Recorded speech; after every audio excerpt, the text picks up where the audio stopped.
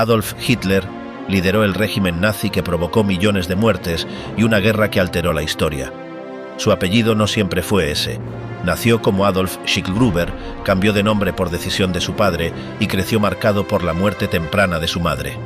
Fue voluntario en la Primera Guerra Mundial, donde recibió la Cruz de Hierro, aunque luego se discutió si realmente estuvo en combate. En prisión escribió Mein Kampf, texto que se volvió obligatorio durante el Tercer Reich. Aprovechó un incendio para obtener poder total y, ya como Führer, controló el aparato del Estado. Rechazó drogas en público, pero su médico le administraba opiáceos y estimulantes. Acumuló riqueza, evitó pagar impuestos y llegó a ser propuesto para el Nobel como burla. Terminó con un disparo, rodeado de teorías y restos sin identidad clara. Pero más allá de la política, la guerra y la propaganda, su régimen dejó huellas en objetos, sistemas y tecnologías que aún siguen presentes. ¿Cuáles fueron algunos de esos inventos creados bajo su mando que nunca imaginaste? El BG-1A5, el fusil improvisado de la última defensa nazi. Durante los últimos meses de 1944, Alemania afrontaba un colapso militar irreversible. Las derrotas en el este y el avance aliado en el oeste dejaron al régimen sin armas suficientes para reemplazar las pérdidas del frente. Con fábricas bombardeadas y recursos agotados, el mando alemán creó un cuerpo de milicia nacional llamado Volkssturm, integrado por hombres mayores, jóvenes y trabajadores movilizados de urgencia. Para equiparlos, el Ministerio de Armamento impulsó el Primitive Waffen Program, un plan destinado a fabricar armas sencillas y baratas que pudieran producirse con los materiales aún disponibles. Dentro de ese programa se encargó a varias compañías el desarrollo de fusiles de emergencia. Walter presentó el WG-1, Spriberg Berlin el WG-2, Steyr el WG-5 y Gustloff Werke el modelo WG-1A5, que resultó el más avanzado del conjunto. Su creador, Karl Barnitzky, ideó un arma semiautomática que podía fabricarse sin procesos industriales complejos y empleaba componentes ya existentes en otras líneas de producción. La designación oficial era Gustloff Volkssturmgewehr, aunque en su fase inicial recibió los nombres MP507 y MP508 según el tipo de culata utilizado. El BG-1A5 llegó al frente a principios de 1945, cuando la guerra ya estaba prácticamente perdida para Alemania. Su propósito era claro: darle a la milicia un arma semiautomática que pudiera usar el mismo cartucho intermedio de 7,92 por 133 milímetros, el mismo que empleaba el STG-44. Esta munición ofrecía buen control y un alcance efectivo en combates a corta distancia, especialmente útil en los enfrentamientos urbanos de los últimos meses. Además, usaba el mismo cargador de 30 balas, lo que ayudaba a simplificar la logística en medio del caos del final del conflicto. La producción comenzó en enero y terminó con la rendición en mayo. En total, se fabricaron unas 10.000 unidades. El BG-1A5 destacaba por su sistema de retroceso retardado por gas, conocido como Gas Delayed Blowback. Barnitzky había diseñado un mecanismo en el que el gas extraído del cañón cerca de la recámara generaba presión opuesta al retroceso, manteniendo el cerrojo cerrado hasta que el proyectil salía del cañón. Una vez reducida la presión, la fuerza residual de la vaina impulsaba hacia atrás el bloque de cierre y completaba el ciclo. Este principio sería utilizado años más tarde en algunas armas de Heckler & Koch, como la pistola P7. El arma tenía una longitud total de 885 milímetros, un cañón de 378 milímetros y un peso de 4,6 kilogramos. Su velocidad inicial alcanzaba unos 660 metros por segundo, con un alcance efectivo de aproximadamente 300 metros. El diseño utilizaba solo 39 piezas metálicas, de las cuales 12 requerían mecanizado, 21 podían producirse mediante estampado y 6 eran resortes. La reducción de componentes y la ausencia de acabados era una condición del programa que buscaba acelerar la fabricación en talleres con mano de obra no especializada. Las miras eran de hierro fijo a 100 metros, suficientes para distancias cortas pero imprecisas a larga distancia. Los informes de pruebas realizados por la Unión Soviética tras capturar varios ejemplares indicaron una precisión limitada. A 100 metros, la mitad de los disparos impactaban dentro de un círculo de 10 centímetros de radio, mientras que a 300 metros la dispersión se ampliaba hasta 50 centímetros. La caída de la bala era notable a esa distancia, obligando al tirador a elevar el punto de mira. Sin embargo, en las condiciones de combate urbano para las que fue pensado, esa precisión resultaba aceptable. Su fabricación se realizó en las instalaciones de Gustloff Werke, en Weimar, bajo supervisión directa del Ministerio de Armamento. Los últimos meses de producción fueron caóticos. Faltaban materiales, personal y transporte, y las piezas se ensamblaban en turnos de emergencia. Pese a ello, el BG-1A5 representó uno de los intentos más sofisticados de aquel programa de armas de última hora. El modelo fue entregado principalmente a unidades del Volkssturm en defensa de ciudades como Berlín y Breslau, aunque algunas partidas alcanzaron a divisiones regulares de la Wehrmacht. El arma no estaba pensada para una vida útil prolongada. Su estructura de acero estampado y piezas remachadas la hacían sensible al desgaste, pero era barata y fácil de montar. En su interior, el mecanismo de disparo se construyó con resortes simples y componentes mínimos para garantizar fiabilidad temporal. El arma carecía de pistolete separado y la culata era una pieza recta de madera de forma rústica. Estas características la diferenciaban de los modelos anteriores de Walter y Spreewerk, que eran de acción manual y más lentas en combate. Tras la rendición, varios ejemplares fueron analizados por los aliados para estudiar su mecanismo. El sistema de retroceso por gas de Barnitske fue considerado una solución creativa a la escasez de materiales, y años después su principio fue empleado en diseños más modernos. La producción del BG-1A5 no tuvo continuidad tras 1945, pero su concepto de arma económica y semiautomática se convirtió en una referencia para la posguerra. Los historiadores lo describen como el último fusil alemán fabricado durante el conflicto, nacido del colapso industrial y pensado para una milicia sin experiencia. El cañón sónico, el arma experimental que nunca funcionó. A mediados de la guerra, cuando el ejército alemán buscaba soluciones fuera de lo común, un ingeniero llamado Richard Zippermeyer comenzó a trabajar en un proyecto que pretendía convertir el sonido en energía destructiva. Los informes técnicos de la época lo describen como un intento de crear un arma acústica de presión concentrada, capaz de dañar motores o provocar lesiones internas sin usar proyectiles ni explosivos convencionales. El dispositivo, conocido como Schallkanone, consistía en una estructura de metal con forma de tubo parabólico que concentraba una mezcla inflamable de gases. Al detonar esa mezcla, se generaba una onda de choque sonora que se expandía hacia el exterior. La energía producida se dispersaba en forma de ráfaga de aire comprimido, pero los ensayos demostraron que la fuerza se perdía con rapidez al alejarse del punto de origen. Las pruebas se realizaron entre 1943 y 1944 en zonas controladas del sur de Alemania. Los registros aliados de posguerra indican que el alcance efectivo era de unos 200 metros y que la intensidad del sonido disminuía drásticamente con la distancia. En condiciones de laboratorio, el cañón podía derribar láminas ligeras y objetos frágiles, aunque no alcanzaba la potencia necesaria para causar daño estructural real. Los cálculos de los técnicos del Ministerio de Armamento alemán mostraron que el sistema necesitaba presiones superiores a 150 decibelios para ser útil en combate. Sin embargo, la mezcla de gas y aire no podía sostener esa presión por más de unos segundos. El aire absorbía la energía acústica antes de alcanzar el blanco, lo que hacía el arma ineficaz más allá de unos pocos metros. Los documentos estadounidenses recuperados en 1945 confirmaron esos resultados. El físico Jürgen Altmann, en su estudio sobre armamento acústico, analizó décadas después las cifras originales.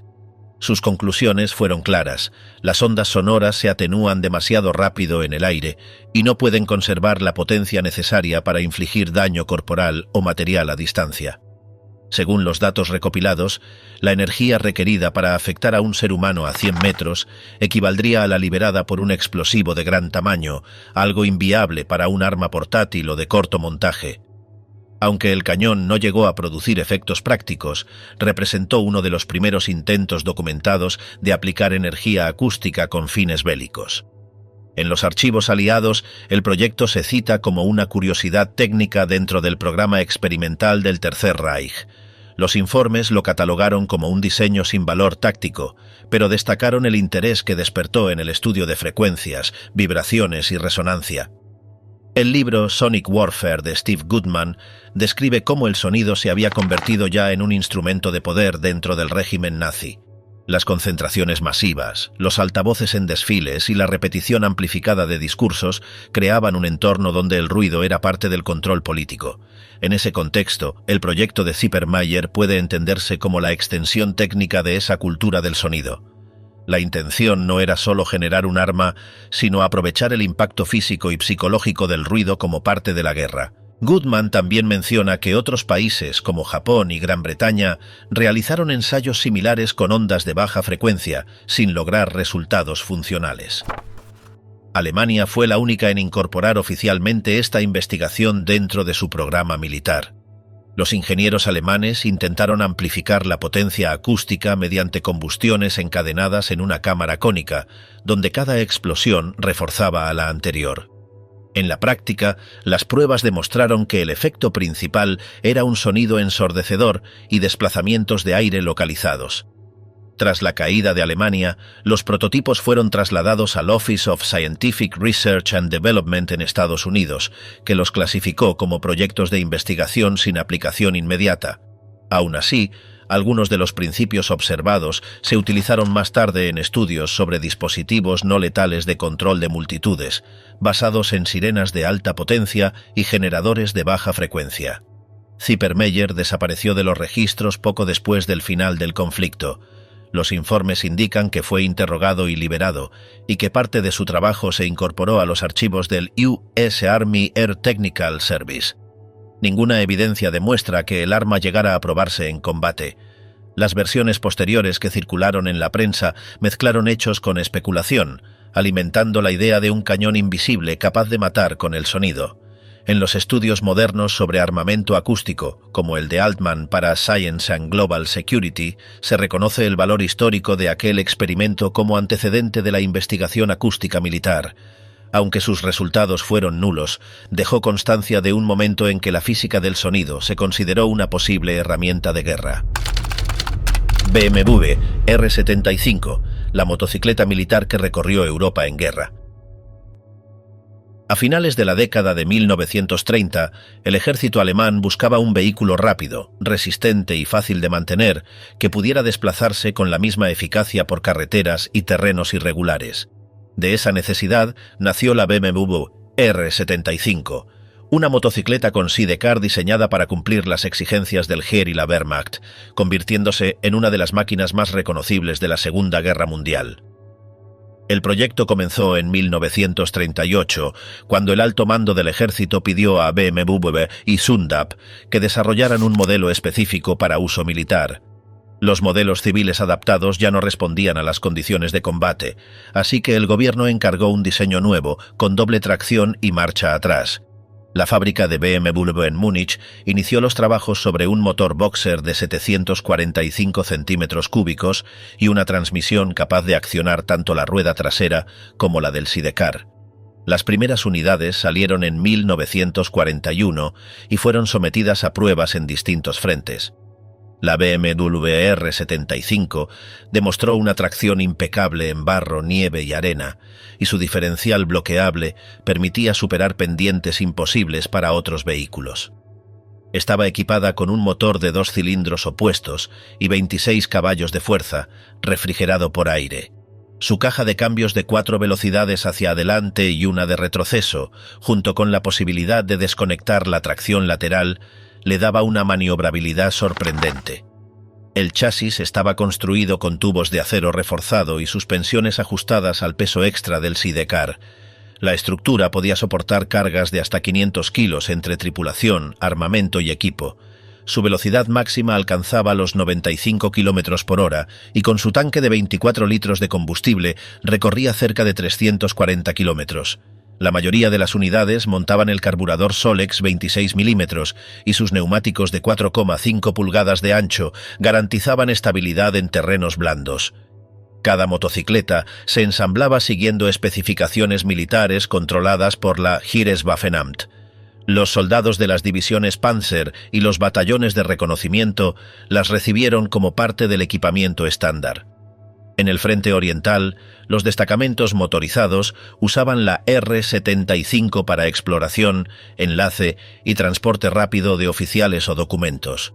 Su agilidad la hacía útil en zonas rurales sin carreteras pavimentadas, donde los vehículos blindados quedaban atascados. El Sidecar llevaba una tracción integrada conectada por eje cardán, lo que le permitía avanzar por barro o nieve sin perder equilibrio. En la parte frontal solía instalarse una ametralladora MG-34 accionada por el acompañante. La versión estándar incluía además herramientas, repuestos, combustible adicional y hasta neumáticos de recambio. Algunas variantes estaban equipadas con soportes para radio o mortero ligero, según la misión. A partir de 1942, BMW y Zundap unificaron componentes bajo el programa de estandarización impulsado por el Ministerio del Armamento para simplificar la producción. El objetivo era que las piezas de ambos modelos, la BMW Meizu R75 y la Zundap KS750, fueran intercambiables. Aunque el plan no se completó por la presión de los bombardeos, permitió mantener el suministro de partes comunes hasta el final de la guerra. La motocicleta también fue empleada en el norte de África, donde las unidades del Afrika Korps la usaban para patrullas, escoltas y mensajería. Su fiabilidad en arena la volvió fundamental para las operaciones de Rommel. En contraste, en el frente ruso se destacaba por su capacidad para funcionar con temperaturas bajo cero. En muchas ocasiones, los mecánicos improvisaban protecciones térmicas en los cilindros y usaban aceites más densos para resistir el clima. La producción total alcanzó alrededor de 16.500 unidades entre 1941 y 1944. Los talleres principales operaron en Múnich y Eisenach, y en los últimos meses de la guerra, parte del montaje se trasladó a Austria para evitar los ataques aéreos. Sin embargo, los bombardeos aliados destruyeron fábricas y líneas de suministro, interrumpiendo la fabricación en masa. En 1944, la planta de Eisenach fue ocupada por tropas soviéticas. Las herramientas y moldes originales de la R-75 fueron enviados a la URSS, donde sirvieron para producir la M-72, una réplica basada en el diseño alemán. Este modelo soviético, junto con su versión china Changjiang 750, prolongó la vida del proyecto original durante décadas posteriores. Los documentos técnicos revelan que la R-75 fue mucho más que una simple motocicleta militar. Tenía un sistema de frenos hidráulicos en ambas ruedas traseras, un diferencial que podía bloquearse manualmente y un sistema de lubricación capaz de soportar largas horas de marcha continua. El motor tipo OB, con válvulas en cabeza, aseguraba potencia uniforme incluso a baja velocidad. Durante la guerra, estas motocicletas fueron parte habitual de los convoyes alemanes. En muchas fotografías se las ve acompañando camiones de suministro o unidades de artillería ligera. También servían para misiones de rescate y evacuación en zonas bombardeadas. Su mantenimiento era sencillo y podía realizarse en campo con herramientas básicas. El color estándar era el Dunkelgelb, un tono amarillento que reemplazó al gris Wehrmacht original para adaptarse a distintos terrenos. En el costado del tanque aparecía la insignia de la unidad o la cruz negra de la Wehrmacht. Algunos modelos posteriores incluyeron una cúpula desmontable sobre el faro y filtros de aire adicionales para zonas desérticas. Con la rendición de Alemania, muchas R-75 fueron capturadas por los aliados y empleadas durante la ocupación. Las unidades norteamericanas las valoraban por su durabilidad y facilidad de conducción. Otras fueron entregadas a las fuerzas policiales de la posguerra, donde continuaron en servicio varios años. En la actualidad, la BMW R-75 es una pieza de colección muy buscada. Los modelos conservados mantienen sus números de chasis originales y las marcas del ejército alemán. Su sistema de doble tracción y marcha atrás sigue siendo admirado como un avance técnico para su época. Los restauradores reproducen fielmente las configuraciones de 1942, manteniendo las especificaciones de fábrica documentadas en los archivos de BMW y la Wehrmacht. FL-282 Colibri, el primer helicóptero de combate del mundo. En los años más duros de la Segunda Guerra Mundial, Alemania creó un artefacto que parecía adelantado a su tiempo, el Flettner CL-282 Colibri, el primer helicóptero operativo del mundo. Su diseñador, Anton Flettner, llevaba más de una década estudiando el vuelo vertical cuando el Ministerio del Aire del Reich le encargó desarrollar una máquina ligera, capaz de despegar en espacios mínimos y operar desde buques de guerra.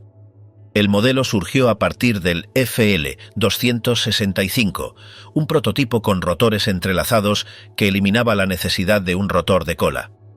El FL-282 Quinte-II realizó su primer vuelo libre el 30 de octubre de 1941, pilotado por Ludwig Hoffmann. Su estructura, formada por tubos de acero cubiertos con tela, integraba dos rotores contrarrotatorios que garantizaban estabilidad y maniobrabilidad, algo inédito en ese momento. En 1940, Flettner montó fábricas en Johannisthal y Bad Tölz, donde se completaron los primeros ejemplares con cabinas de plexiglas. En 1942, la Marina alemana probó el Colibri en el crucero Köln, comprobando su capacidad para despegar y aterrizar en cubierta. Aquellos ensayos convencieron al alto mando naval de que el aparato podía servir en reconocimiento marítimo y misiones antisubmarinas. El Colibri utilizaba un motor BMW Bramo GH14A de 7 cilindros y 160 caballos de potencia. Alcanzaba 150 km por hora y podía volar más de 300 km. Su techo operativo superaba los 3.000 metros y en caso de fallo del motor activaba de inmediato la autorrotación, aumentando la seguridad del piloto. La versión FLE 282BE2 de 2 plazas se destinó a observación y enlace con artillería. En 1943, los resultados de sus pruebas motivaron un pedido oficial de 1.000 unidades, encargado a BMW, pero los bombardeos aliados destruyeron las fábricas de Múnich y Eisenach antes de completarlo. Solo unas 2 docenas salieron de producción. Tras los ataques a Berlín, la fabricación se trasladó a Świdnica, en Silesia. En junio de 1944, un Colibri pilotado por Hans Füsting enfrentó en maniobras a un Focke-Wulf FW-190. El caza apenas pudo mantenerlo en mira. El helicóptero se movía con tal agilidad a baja altura que parecía imposible de alcanzar. Las pruebas confirmaron su valor táctico y su capacidad de supervivencia frente a aviones enemigos. A finales de ese año, el FL-282 se usó en el Frente del Este como aeronave de observación. Su tamaño compacto y vuelo estacionario lo hacían ideal para ajustar el fuego de artillería y detectar movimientos soviéticos. Sin embargo, la escasez de materiales y los ataques aliados detuvieron la producción. En 1945, los talleres fueron destruidos y el proyecto quedó interrumpido. Solo 3 unidades sobrevivieron al final de la guerra. 2 fueron capturadas por tropas estadounidenses, identificadas como VIP-15 y Quinto 23, y otra por el Ejército Rojo. Anton Flettner se rindió en Bad Tölz y más tarde fue invitado a trabajar en Estados Unidos, donde su sistema de rotores entrelazados influyó en modelos posteriores como el Kaman HH-43 Husky. La variante FL-282A1, usada por la Kriegsmarine, operó desde cruceros en el mar Báltico y el Egeo. También existió un diseño plegable, A2, pensado para ser almacenado en submarinos y ensamblado en cubierta. Las versiones terrestres B1 y B2 incluían un asiento trasero para observadores y espacio para pequeñas cargas o bengalas. El Colibri pesaba unos 760 kilos en vacío y soportaba más de 1.000 con equipamiento completo. Su estructura metálica con rotores de madera reforzada le permitía ascender 1,5 metros por segundo y volar incluso con mala visibilidad. Estas cualidades lo convirtieron en una herramienta valiosa para misiones costeras y de rescate. Tras la ocupación aliada, casi todos los aparatos fueron destruidos. Sin embargo, los informes técnicos y las piezas recuperadas se estudiaron en centros británicos, estadounidenses y soviéticos. Hoy, en el Midland Air Museum de Coventry, aún se conserva parte de su transmisión superior, una prueba tangible de su diseño adelantado. Considerado un hito de la ingeniería del Tercer Reich, el Flettner FL-282 Colibri estableció las bases técnicas de los helicópteros modernos. Su sistema de rotores sincronizados, el control preciso y la estabilidad en vuelo estacionario marcaron un salto decisivo en la aviación, abriendo el camino a la siguiente generación de aeronaves de despegue vertical. Z3 de SUSE, la computadora que nació en el corazón del Tercer Reich. A finales de los años 30, en plena Alemania nazi, un ingeniero civil llamado Konrad Zuse se encerraba en su casa con una idea que nadie entendía. Trabajaba solo, rodeado de piezas sueltas, buscando crear una máquina que hiciera los cálculos por él. No estaba siguiendo órdenes del gobierno ni desarrollando armas. Solo quería liberarse de los cálculos interminables que le tocaban como ingeniero. En lugar de usar números decimales como hacían todas las calculadoras, decidió trabajar con dos únicos valores: encendido y apagado. Así nació el primer diseño binario funcional en la historia de la computación. El primer modelo, que llamó Z1, lo ensambló en el salón de sus padres en Berlín. Era de metal, hecho a mano, y fallaba con frecuencia, pero sentó las bases. Poco después construyó una versión de prueba más estable que usaba relés eléctricos como los de los teléfonos. A esta la llamó CA2. Sirvió para mostrar al gobierno que su idea podía funcionar. El interés no fue inmediato, pero logró una pequeña ayuda por parte del Ministerio del Aire. Ese fue el punto de partida para lo que venía. A comienzos de 1939, ya en plena guerra, SUSE empezó a construir su tercer modelo. Lo hizo en Berlín, en un edificio de la calle Medfessel. Lo ayudaron unos cuantos amigos. No tenía laboratorio ni presupuesto grande, solo piezas, herramientas y una idea fija: lograr que su máquina funcionara sin errores. 2 años más tarde, en mayo de 1941, la terminó. La llamó Z3. Era capaz de ejecutar cálculos largos de forma automática, sin intervención manual entre cada paso. No necesitaba ser ajustada ni manipulada para cada operación. Era programable.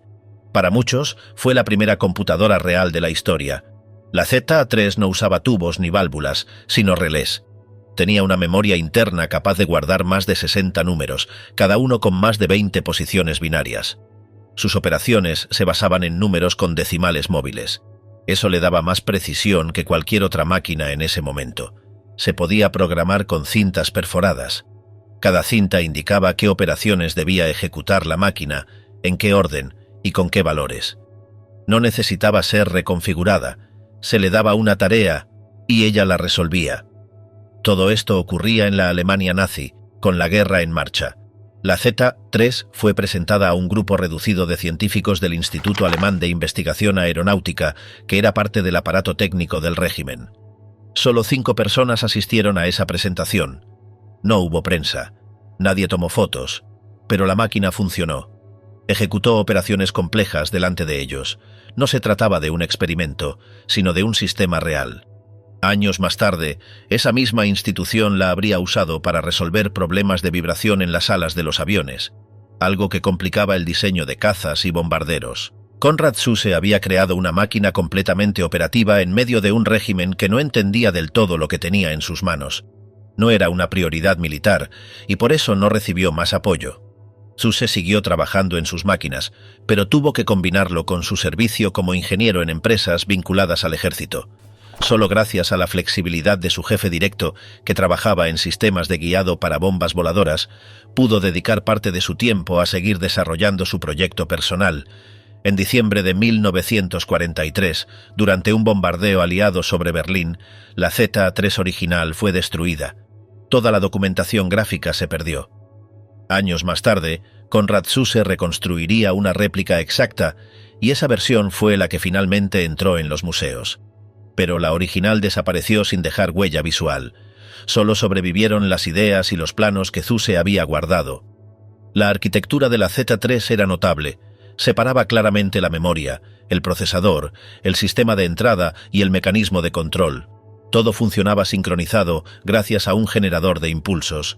El usuario ingresaba los datos usando una consola con botones numéricos. Las respuestas se mostraban con luces.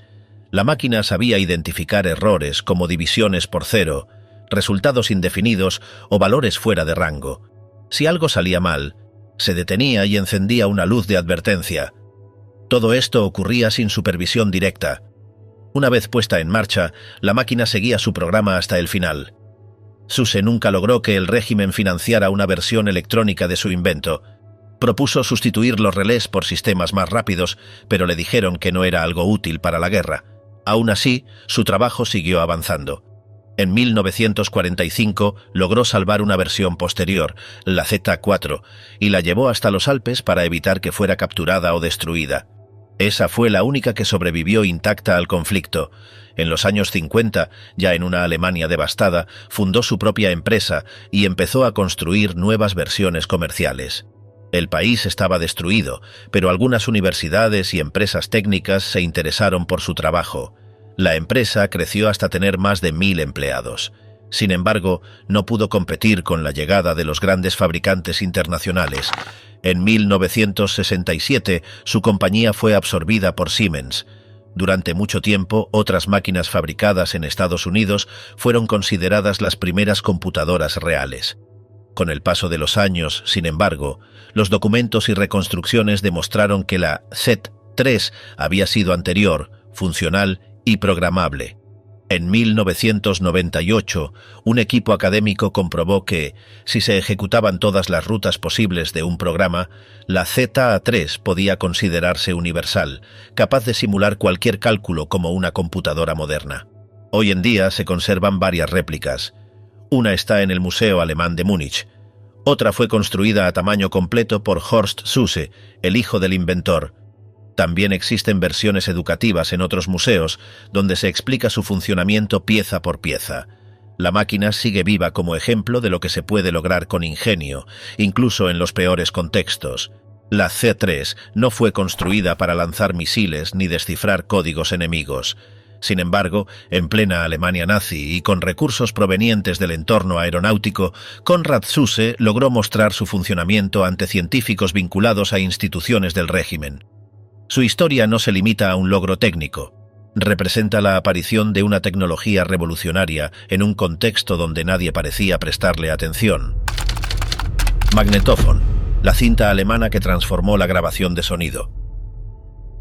A finales del siglo XIX, el danés Valdemar Poulsson había ideado un aparato para registrar voz en un alambre mediante principios magnéticos. Su invento se llamó Telegrafone, y aunque no triunfó comercialmente, abrió un camino que décadas después retomaría un ingeniero austro-alemán llamado Fritz Fleumer. Durante los años 20, Fleumer experimentaba con formas de aplicar metal sobre papel. Tras probar polvo de bronce sin buenos resultados, en 1927 lo sustituyó por óxido de hierro adherido con laca. Aunque el soporte era frágil, logró registrar sonido sobre él. En 1928 patentó su idea con el nombre de papel sonoro. Aquel papel grabable no solo permitía editar fácilmente, como los rollos de cine, sino que también podía reutilizarse. Las posibilidades eran enormes, y la industria alemana no tardó en interesarse. En 1932, la empresa AEG obtuvo los derechos para desarrollar una máquina que lo usara, pero como necesitaban mejorar el soporte, recurrieron a AGFA, que luego se convertiría en BASF. Fleumer sugirió cambiar el papel por una base plástica más resistente, y así nació una cinta de acetato de celulosa que revolucionaría las grabaciones. El primer modelo de prueba empezó en 1933 y fue bautizado como magnetophone, una palabra compuesta que evocaba la idea de un tocadiscos magnético. La versión portátil se denominó K1. El lanzamiento oficial del magnetophone estaba previsto para 1934, durante la Exposición de Radio de Berlín. Se prepararon más de 50.000 metros de cinta para las demostraciones, pero 2 días antes del evento, la máquina presentó fallas. AEG decidió posponer el estreno para evitar un fracaso. Al año siguiente, en 1935, se hizo la presentación pública. La máquina fue vendida a un precio similar al de un tocadiscos, y la cinta resultaba mucho más económica que el alambre grabable. Para entonces, la compañía había perfeccionado el diseño y reducido el ancho de la cinta a solo 6,5 milímetros. Ese formato, llamado tipo C, se mantendría prácticamente intacto durante varias décadas. El impacto fue inmediato. Aunque el aparato no era de uso masivo, comenzó a utilizarse en emisoras de radio, oficinas que necesitaban dictáfonos y en algunos sectores del ejército.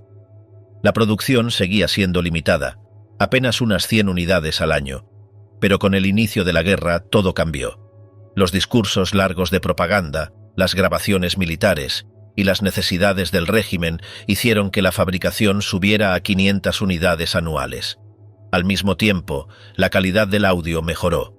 A medida que se perfeccionaba la tecnología, el gobierno alemán empezó a mantenerla en secreto. La cinta magnética se convirtió en un recurso reservado a la élite del Tercer Reich. Mientras tanto, los países aliados seguían grabando con métodos más rudimentarios. Aunque conocían la existencia del magnetofón antes del conflicto, nunca le prestaron demasiada atención. Los discos de 78 revoluciones seguían siendo la norma, y los avances alemanes pasaban desapercibidos fuera del país. Todo cambió al finalizar la guerra. Técnicos del ejército estadounidense y británico inspeccionaron fábricas, estudios de radio y laboratorios. Pronto descubrieron que Alemania había conseguido algo que ellos no tenían: grabaciones de alta fidelidad y sonido estéreo, años antes que cualquier otro país.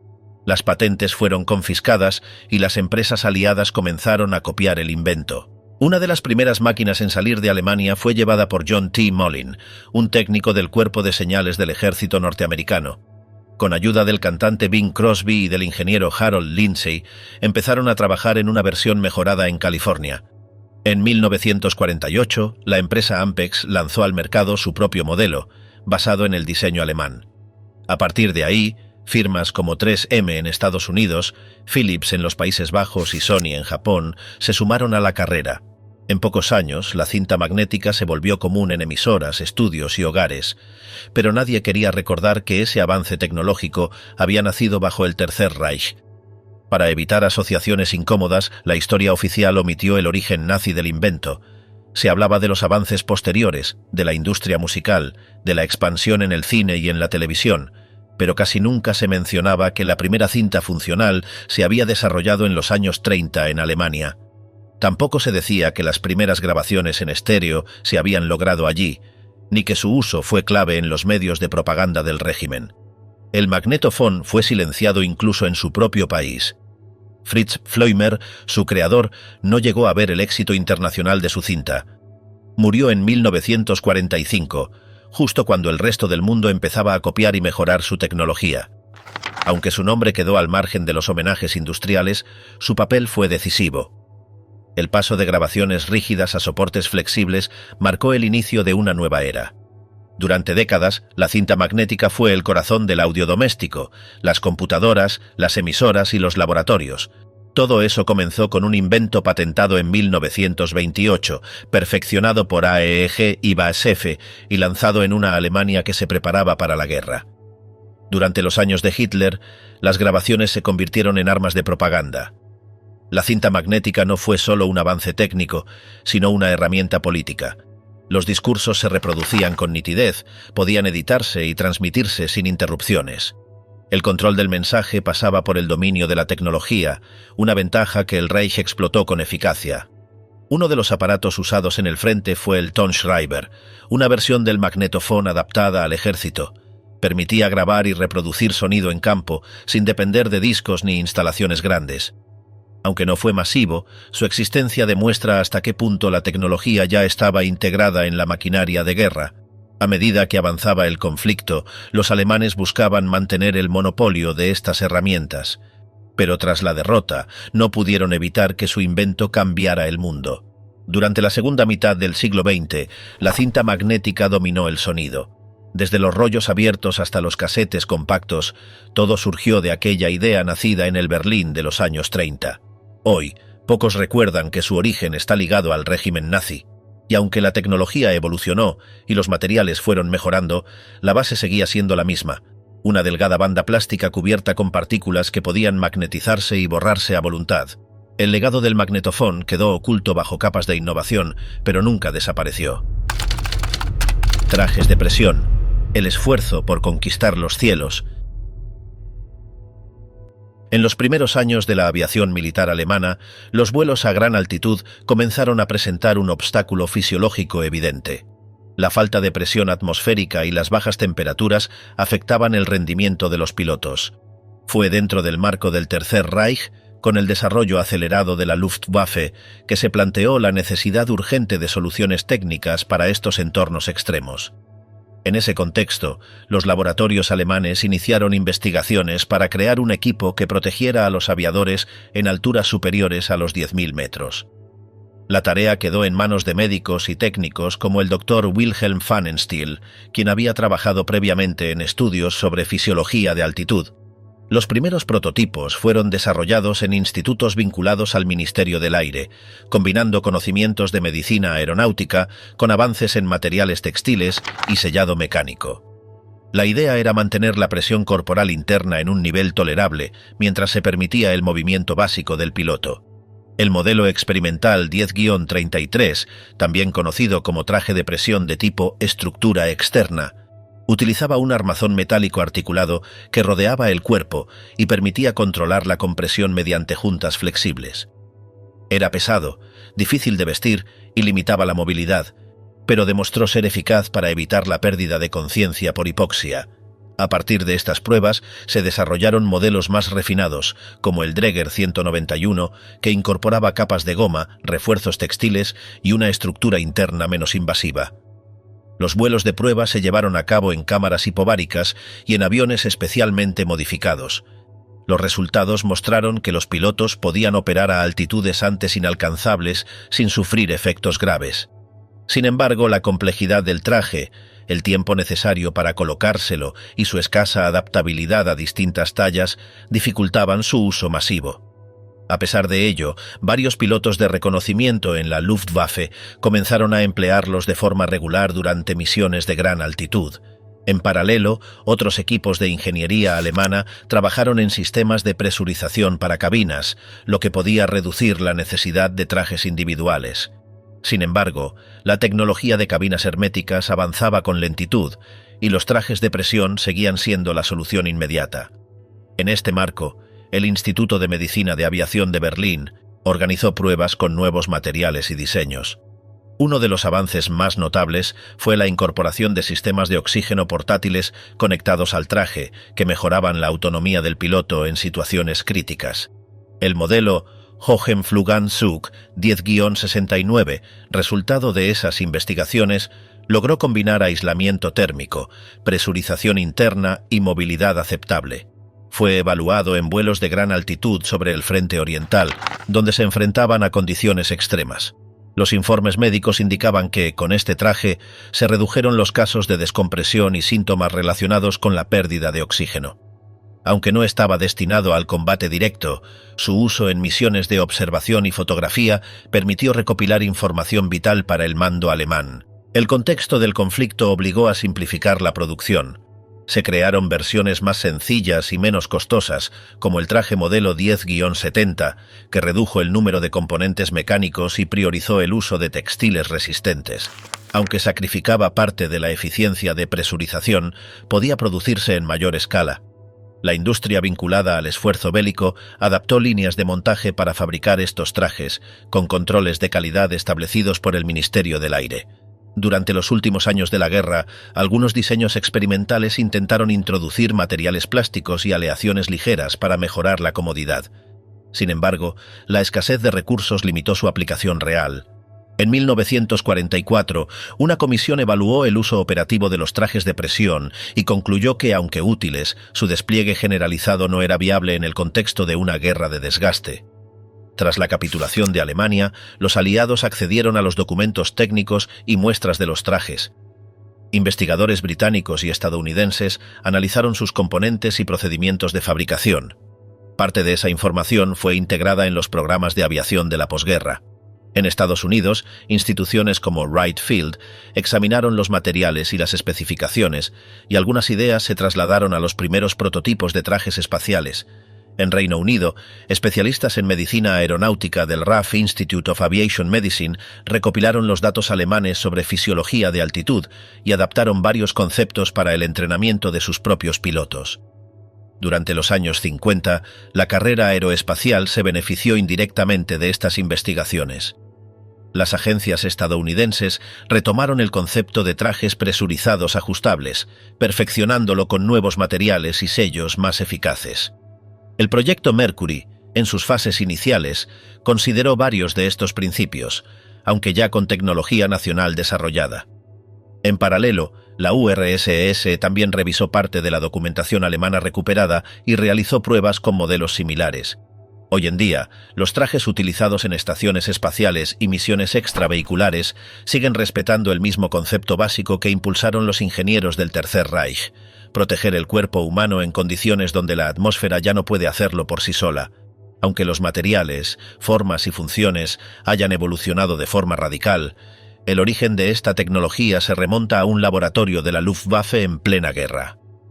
No fue diseñado para conquistar el espacio, pero sin sus primeras pruebas, muchas de las conquistas actuales nunca habrían despegado.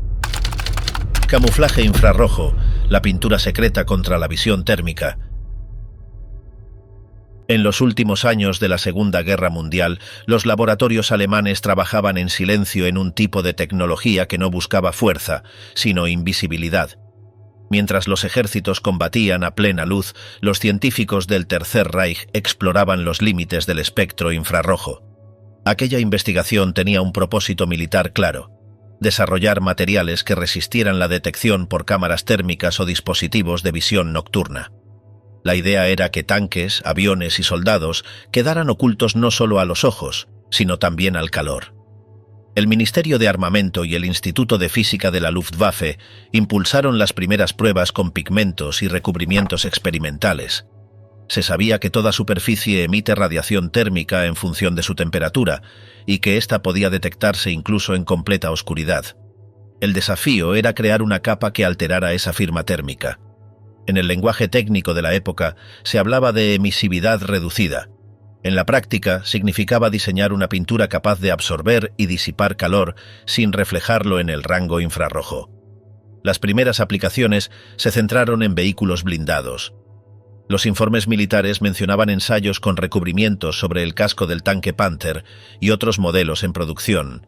Los ingenieros de AEG y Zeiss, que ya habían desarrollado el sistema de visión nocturna FG-1250, propusieron paralelamente un tipo de camuflaje térmico para proteger esas mismas máquinas de la detección.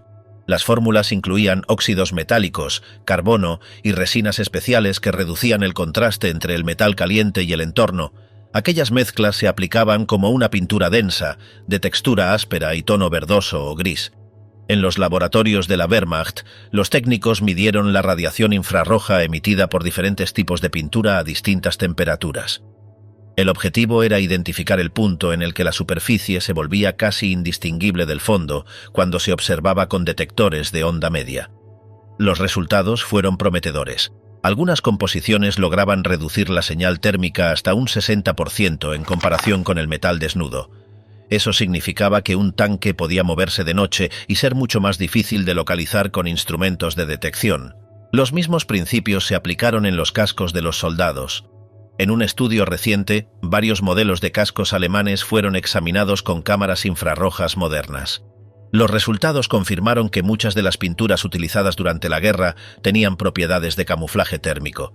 El acabado rugoso, la mezcla de arena y cemento y la combinación de tonos apagados reducían notablemente la reflectancia en el espectro infrarrojo. Incluso los emblemas del Reich, pintados con pigmentos metálicos, emitían menos calor que el acero desnudo. En algunos casos, los escudos y símbolos quedaban totalmente invisibles bajo visión térmica. Los investigadores contemporáneos hallaron diferencias notables entre los modelos M35, M40 y M42. En los cascos fabricados al final del conflicto, la pintura era más espesa y contenía partículas no metálicas que absorbían calor. Ese detalle coincidía con las descripciones de los informes de campo de 1944, donde se mencionaba la introducción de recubrimientos con propiedades absorbentes del infrarrojo. No eran simples capas de camuflaje visual, eran el resultado de una política sistemática de ocultamiento térmico. A la par de esas pruebas, los científicos alemanes también desarrollaban detectores y visores infrarrojos. Los sistemas FG-1250 y Zielgeret 1229, apodado Vampir, se emplearon en tanques y fusiles durante los últimos meses del conflicto. Esos aparatos emitían una luz infrarroja invisible para el ojo humano, reflejada en los objetivos y captada por un sensor. Funcionaban con una fuente de energía portátil y permitían ver en la oscuridad. El problema era que cualquier superficie que reflejara esa radiación podía delatar su posición. Por eso, los mismos fabricantes diseñaban recubrimientos que absorbieran la luz IR, haciendo que los blancos fueran prácticamente invisibles para los equipos enemigos. Los informes técnicos alemanes capturados por los aliados al final de la guerra mostraban esquemas de esos recubrimientos. Se describían fórmulas con partículas de hierro micronizadas, polvo de carbono y compuestos de sílice. La clave era controlar el índice de reflexión en el rango de 3 a 5 micras, que correspondía a la banda sensible de los detectores. Las superficies pintadas con esas mezclas producían una señal térmica más difusa, reduciendo el contraste frente al entorno natural. Así nació lo que más tarde se llamaría camuflaje térmico pasivo. Tras la rendición de Alemania, los equipos aliados se apoderaron de los archivos del Instituto de Física y de las fábricas de AEG y Zeiss. Los documentos técnicos fueron enviados a Estados Unidos y al Reino Unido. En 1947, varios laboratorios del US Naval Research Laboratory analizaron las fórmulas y replicaron los experimentos. Las conclusiones coincidían con los informes originales. La pintura aplicada sobre metales calientes podía reducir la detección térmica entre un 40 y un 70%, dependiendo del tipo de pigmento y del espesor de la capa. Durante la década de 1950, el conocimiento obtenido de aquellos proyectos nazis sirvió de base para los programas de camuflaje infrarrojo en la Guerra Fría. El Handbook of Military Infrared Technology, publicado en 1965, documentaba las propiedades ópticas de los recubrimientos térmicos y su relación con la reflectividad en diferentes longitudes de onda. Aunque el texto se centraba en desarrollos estadounidenses, reconocía que muchas de las bases teóricas provenían de investigaciones europeas durante la guerra. Las secciones dedicadas a emisividad superficial, transferencia térmica y absorción por pigmentos minerales reproducían datos derivados de los estudios originales de la Luftwaffe. En paralelo, la CIA recopiló informes sobre programas soviéticos que habían retomado los mismos principios. Uno de esos documentos desclasificados describía experimentos con pinturas infrarrojas diseñadas para recubrir vehículos, almacenes y equipos en condiciones de combate. Los soviéticos habían analizado las fórmulas alemanas capturadas en Europa Oriental y adaptado sus propios compuestos. Los materiales utilizados incluían silicatos de magnesio y pigmentos de óxido de titanio, que ofrecían baja emisividad en el rango térmico. Según el informe, la diferencia entre la temperatura real del objeto y la percibida por sensores IR podía superar los 20 grados centígrados. Los desarrollos posteriores incorporaron también el concepto de camuflaje dinámico, en el que las superficies se calentaban o enfriaban de forma controlada para igualar la temperatura del entorno. Aunque esos experimentos se realizaban ya en la posguerra, la base conceptual provenía directamente del esfuerzo alemán por dominar la radiación infrarroja. El principio era siempre el mismo: alterar la forma en que el calor se emite o se refleja para engañar al ojo electrónico tanto como al humano. Los manuales técnicos de los años 60 explicaban que la pintura infrarroja no funcionaba como un espejo o una barrera, sino como una capa absorbente que convertía la energía térmica en radiación menos detectable. La selección de pigmentos era crucial. Los tonos verdes y marrones tradicionales del camuflaje visual resultaban ineficaces en el espectro térmico, mientras que los compuestos basados en carbono y óxidos metálicos ofrecían una respuesta mucho mejor. Ese hallazgo, registrado por los científicos nazis en los últimos meses de la guerra, seguía siendo válido 2 décadas después. En estudios recientes, investigadores europeos han examinado fragmentos de equipos alemanes de la Segunda Guerra Mundial usando cámaras térmicas de alta resolución. Las pruebas confirmaron que las pinturas de camuflaje alemanas tenían una respuesta infrarroja atípica. Algunas superficies absorbían hasta el 90% de la radiación incidente, volviéndose casi invisibles a los detectores modernos.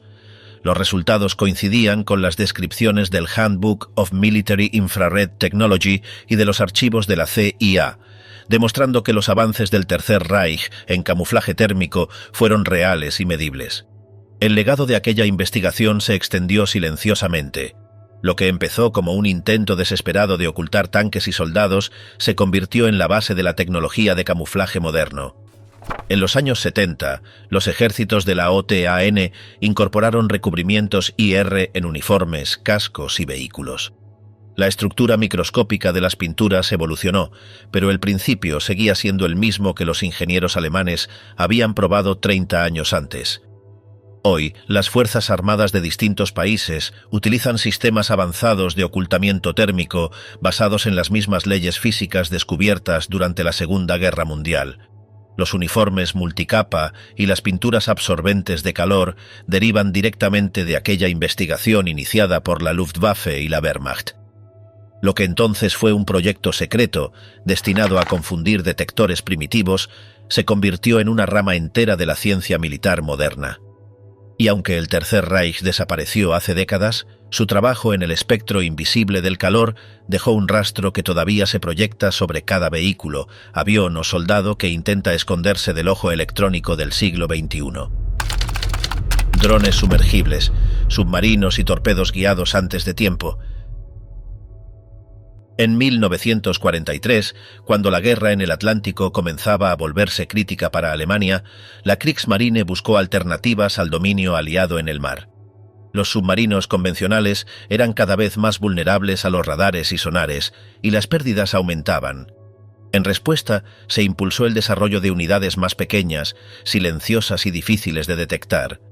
Aquella idea dio origen a los minisubmarinos y a una nueva generación de torpedos teledirigidos que marcarían el inicio de la era de los vehículos submarinos no tripulados. El proyecto fue supervisado por el Kleinkampfverband, una división especial creada para operaciones con embarcaciones ligeras. Sus técnicos y buzos trabajaban en colaboración con ingenieros de AEG y astilleros como Germania Werft, encargados de diseñar prototipos capaces de transportar torpedos a corta distancia y regresar a puerto. La inspiración venía de los ataques británicos con torpedos humanos en el Mediterráneo, pero los alemanes pretendían ir más allá, sustituyendo el control directo por sistemas eléctricos y de guiado remoto. El primer modelo operativo fue el Molch, un submarino de 10 metros de largo, monoplaza y propulsado por motores eléctricos. Transportaba 2 torpedos G7 montados externamente y podía alcanzar 6 nudos en inmersión. Su diseño era simple, pero su autonomía reducida lo hacía poco práctico. Aún así, se produjeron cientos de unidades entre 1944 y 1945. Las primeras misiones se realizaron en Noruega y el Mar del Norte, con resultados limitados. Muchos fueron hundidos antes de alcanzar sus objetivos, aunque sirvieron como base para versiones posteriores más efectivas. A partir de esa experiencia se desarrolló el Hecht, pensado como torpedo tripulado y también como vehículo de entrenamiento. Era más rápido, tenía controles más precisos y podía operar en condiciones de poca visibilidad. En paralelo, surgió el modelo Seehund, considerado el más avanzado de los mini submarinos alemanes. Con capacidad para 2 tripulantes, pesaba 17 toneladas y estaba equipado con motores diésel eléctricos que le permitían recorrer más de 250 millas náuticas. Podía sumergirse a 30 metros y lanzar 2 torpedos G7ET3C, los mismos utilizados por los U-Boot. Su tamaño reducido y su baja firma acústica hacían que fuera casi indetectable para los sistemas aliados. El Seehund demostró su eficacia en el invierno de 1944 a 1945, cuando varias unidades atacaron convoyes británicos en el Canal de la Mancha. En esos meses se registraron más de 1 centenar de salidas, con decenas de buques dañados o hundidos. Aunque las cifras oficiales eran difíciles de confirmar, los informes aliados reconocían que el pequeño submarino representaba una amenaza real. Su estructura sencilla, combinada con materiales no magnéticos, le permitía pasar inadvertido ante las minas de proximidad y los detectores de campo. En varios casos, logró regresar a base tras cumplir la misión, algo inusual en ese tipo de operaciones. Mientras los mini submarinos se probaban en combate, otro grupo de ingenieros trabajaba en sistemas que no requerían tripulación. El resultado fue el desarrollo de torpedos guiados, proyectiles submarinos que podían ser dirigidos hacia su blanco durante el recorrido. Entre ellos destacaron el Soundconic y el Falke, diseñados en los laboratorios de G7SOE. Estos modelos usaban sensores acústicos que detectaban el ruido de las hélices enemigas y ajustaban automáticamente su rumbo. El principio era simple: una cabeza explosiva, un sistema de propulsión y un mecanismo que seguía el sonido del objetivo. El operador solo necesitaba lanzarlo desde cierta distancia y el torpedo hacía el resto. El Saugkönig, también conocido como T-5, fue el primer torpedo acústico operativo del mundo. Se probó en 1943 y se utilizó con éxito contra destructores aliados. Sus resultados llevaron a los británicos a desarrollar contramedidas sonoras como el dispositivo Foxer, que generaba ruido artificial para confundir el sensor. Aún así, el impacto psicológico fue enorme. Por primera vez, un arma submarina podía buscar a su presa de manera autónoma. Aquella innovación sentó las bases de los sistemas de guiado modernos y marcó el comienzo del concepto de inteligencia mecánica aplicada al combate naval. En paralelo, los técnicos alemanes experimentaron con torpedos controlados por cable. Estos aparatos podían dirigirse manualmente desde el submarino lanzador mediante una conexión eléctrica. Se probaron en el modelo G-7 Schlerche, aunque su uso en combate fue escaso por la fragilidad del cable y la limitada maniobrabilidad. Sin embargo, el principio sería retomado después por la ingeniería naval de posguerra, especialmente en los torpedos teledirigidos utilizados por la OTAN en la década de 1960. Los documentos capturados por los aliados tras la rendición revelaron que Alemania había desarrollado simultáneamente varios prototipos de mini submarinos no tripulados. Uno de ellos, denominado Neger, consistía en un torpedo modificado con una cabina transparente en la parte superior. En su interior, el piloto controlaba el rumbo y liberaba un segundo torpedo al acercarse al blanco. Era un diseño arriesgado, ya que carecía de sistema de escape y apenas disponía de instrumentos. Muchos operadores murieron en las misiones. Pese a ello, los nazis produjeron centenares de unidades y las desplegaron en Normandía y Anzio. A finales de 1944 apareció una versión mejorada llamada Marder, con capacidad para inmersión parcial.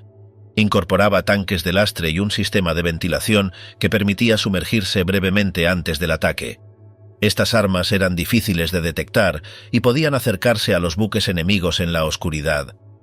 Se usaron principalmente para atacar barcos anclados o en tránsito costero. Aunque sus resultados operativos fueron limitados, su concepto técnico anticipaba los futuros vehículos submarinos de control remoto. El Kleinkampfverband, responsable de estas misiones, también formó unidades de buzos armados con explosivos magnéticos. Operaban junto a los mini submarinos, coordinando ataques combinados contra puertos y fondeaderos. Su entrenamiento incluía el uso de torpedos humanos del tipo Delfín y cargas teledirigidas que podían fijarse a los cascos de los buques. En muchos aspectos, aquellas tácticas eran una mezcla de innovación y desesperación. Cada modelo nuevo surgía de la necesidad de infligir daño con los recursos restantes. Los informes técnicos aliados elaborados después de 1945 destacaron la sofisticación de algunos de esos sistemas. Los torpedos acústicos, los modelos guiados por cable y los submarinos enanos demostraban un nivel de desarrollo avanzado para la época. En la década siguiente, Estados Unidos y la Unión Soviética estudiaron los diseños alemanes y adoptaron varios de sus principios. El concepto de mini submarino, eficiente y de bajo coste, se transformó en una herramienta ideal para misiones de reconocimiento y sabotaje. A medida que avanzaba la tecnología, los sistemas eléctricos, los sensores acústicos y los controles automáticos evolucionaron hacia la robótica submarina moderna. Los torpedos teledirigidos nazis, diseñados para seguir un sonido o un rumbo prefijado, fueron los primeros ejemplos de armas capaces de pensar en su trayectoria. Los mini submarinos, pequeños y autónomos, anticiparon el concepto de vehículo no tripulado que hoy se usa para exploración, rescate o guerra electrónica. Lo que comenzó como un intento desesperado por recuperar el control del Atlántico, terminó creando un nuevo tipo de arma. Prótesis avanzadas, tecnología nazi para reconstruir cuerpos mutilados. Cuando Alemania entró en guerra, el régimen sabía que el costo humano sería enorme. Los hospitales militares pronto se llenaron de soldados heridos, amputados y desfigurados por la artillería moderna. A medida que el conflicto avanzaba, el número de mutilados superó toda previsión. En ese contexto surgió un esfuerzo sistemático por desarrollar prótesis más eficientes, capaces de devolver funcionalidad a los veteranos. Aquella búsqueda no solo respondía a razones médicas, sino también a un propósito político: mantener la imagen del combatiente útil para la nación. El sistema nacionalsocialista organizó la atención a los heridos a través de la Nationalsozialistische Kriegsopferversorgung, NSKOV, fundada en 1933 e integrada directamente en la estructura del partido. Su tarea era atender a los veteranos del frente y a los heridos de guerra, ofreciendo rehabilitación, empleo y dispositivos ortopédicos. Bajo su administración se construyeron hospitales especializados, talleres mecánicos y centros de readaptación donde los amputados aprendían a manejar prótesis funcionales. La organización dependía de fondos estatales y su personal estaba compuesto por miembros del partido y médicos afiliados. Paralelamente, la industria alemana comenzó a producir dispositivos con materiales más ligeros y diseños más precisos. Una de las empresas líderes fue Otto Bock Orthopädische Industrie, fundada en 1919 en Königssee. Su fundador, Otto Bock, y su sucesor, Max Neder, se integraron plenamente en el sistema económico del Tercer Reich. La empresa fabricaba articulaciones metálicas, brazos mecánicos y piernas modulares destinados a los veteranos de los frentes oriental y occidental. Parte de su mano de obra provenía de trabajadores forzados, una práctica común en la industria militar alemana. Pese a ello, sus resultados técnicos marcaron un avance significativo respecto a los modelos anteriores. Los primeros prototipos incorporaban sistemas de articulación múltiple que permitían movimientos más naturales. Algunas prótesis incluían mecanismos de resorte o cable que imitaban la acción de los músculos. En hospitales de Berlín y Múnich se instalaron talleres donde los heridos aprendían a fabricar y ajustar sus propios dispositivos bajo la supervisión de la NSKOV, que procuraba adaptar cada prótesis a la futura función laboral del veterano. El objetivo era reintegrar a los mutilados al trabajo industrial y mantenerlos como parte activa del esfuerzo nacional. Entre 1934 y 1944 se registró un notable aumento de patentes relacionadas con prótesis y sistemas ortopédicos. Un estudio posterior del National Bureau of Economic Research mostró que Alemania concentró una parte importante de las innovaciones médicas de guerra en ese campo, con mejoras en el ajuste, las juntas y los materiales metálicos de baja densidad. Aunque muchas de esas innovaciones nacieron de la necesidad bélica, también respondían al interés del régimen en proyectar una imagen de eficiencia técnica y superioridad científica. Las fábricas que producían prótesis operaban bajo control estatal. El Ministerio de Armamento, dirigido por Albert Speer, coordinaba la distribución de materiales estratégicos como aluminio y caucho. La prioridad era atender a los combatientes considerados útiles, es decir, aquellos que podían reincorporarse al trabajo o a tareas de instrucción. Los veteranos con discapacidades severas eran destinados a instituciones de larga estancia, donde las prótesis cumplían una función más simbólica que práctica. Estas tecnologías eran presentadas en exposiciones públicas como prueba de la supuesta superioridad científica alemana. Los archivos médicos de la época mencionan brazos mecánicos controlados por movimientos del hombro y dispositivos que permitían sostener herramientas o armas ligeras. Hechos de aluminio anodizado o acero templado requerían alta precisión técnica.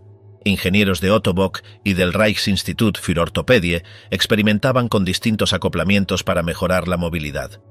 En algunos casos se empleaban conexiones intercambiables que permitían adaptar la prótesis a diversos usos, desde tareas agrícolas hasta manejo de maquinaria. El uso de prótesis avanzadas también cumplía una función propagandística. Los noticiarios mostraban soldados amputados que volvían al trabajo o desfilaban con sus nuevos dispositivos, reforzando la idea de sacrificio y recuperación bajo el liderazgo de Hitler. En los discursos del partido, el veterano mutilado era exaltado como símbolo de resistencia. La tecnología ortopédica se convertía así en un instrumento ideológico que unía medicina y propaganda. A medida que la guerra se prolongaba, la producción se descentralizó. Los talleres de Berlín y Hannover fueron trasladados a zonas rurales para evitar los bombardeos.